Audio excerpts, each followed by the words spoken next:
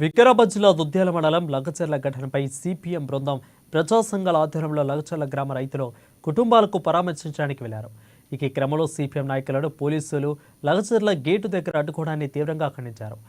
గత 5 రోజుల కిందట ఫార్మా కంపెనీ భూ సేకరణ కోసం ప్రజాభిప్రాయ సేకరణకు వెళ్లిన జిల్లా కలెక్టర్ మిగతా అధికారులపై జరిగిన ఘటనకు పూర్తి బాధ్యత ప్రభుత్వానిదే అని అన్నారు. ప్రభుత్వ వైఫల్యం వల్ల ఈ ఘటన జరిగిందని అన్నారు.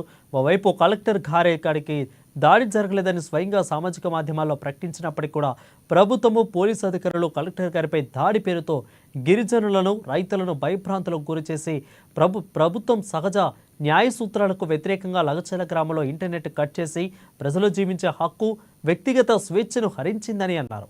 ఇప్పటికైనా గ్రామంలో స్వేచ్ఛ వాతావరణం వెంటనే కల్పించాలని, ప్రజలు రైతులు భయభ్రాంతులకు గురి కాకుండా చర్యలు తీసుకోవాలని ప్రభుత్వాన్ని డిమాండ్ చేశారు. 11వ తారీఖు జరిగినటువంటి ఘటనకు సంబంధించి ఇప్పటికీ ఆ గ్రామంలో వేరే పార్టీలను కానీ ప్రజా సంఘాలను కానీ ప్రజాస్వామిక వ్యక్తులను అభ్యుదయ వ్యక్తులను ఎవరిని కూడా గ్రామానికి పోనీయకపోవడం అనేది చాలా దుర్మార్గం. దీన్ని తీవ్రంగా ఖండిస్తున్నాము. ఇప్పటికైనా ప్రభుత్వం ఇటువంటి ఆంక్షలను వెంటనే ఎత్తివేయాలి. ఆ గ్రామంలో స్వేచ్ఛాయుతమైన వాతావరణాన్ని కల్పించాలనేది సిపిఎం పార్టీగా ప్రభుత్వాన్ని డిమాండ్ చేస్తున్నాము.